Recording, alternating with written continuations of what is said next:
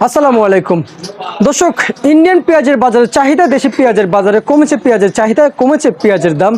দর্শক, এদিকে বাজারে রসুন আদার দাম কেমন আছে আমরা চলে যাবো ব্যবসায়ীদের কাছে আজকের বাজার আপডেট জানিয়ে দেওয়ার জন্য।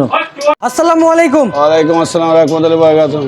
ভাইজান কেমন আছেন আপনি? আল্লাহ যে রাখে, আপনার বেচা বিক্রি আজকে কেমন চলতেছে? মোটামুটি চলছে। পেঁয়াজের দাম কি কমছে না বাড়ছে? একটু কমতি। এগুলো দেশি পেঁয়াজ না? না, এটা সব ইন্ডিয়ান পেজ। ইন্ডিয়ান পেঁয়াজ। ছোট পেঁয়াজ।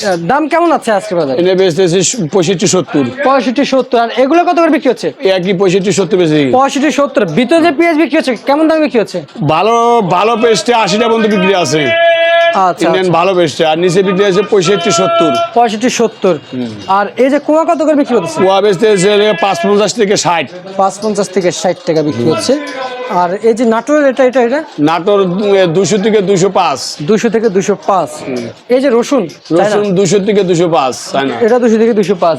আর এই আদা ইন্ডিয়ান কেরালা আদা বিক্রি হচ্ছে 75 থেকে 80। আর চায়না চায়না 140 থেকে 150 টাকা। 140 থেকে 150 টাকা। দেশি পেঁয়াজের বাজার কেমন আছে? দেশি পেঁয়াজ 90-95, উপরে 100। পাবনা এটা ফরিদপুর। বেশি কম।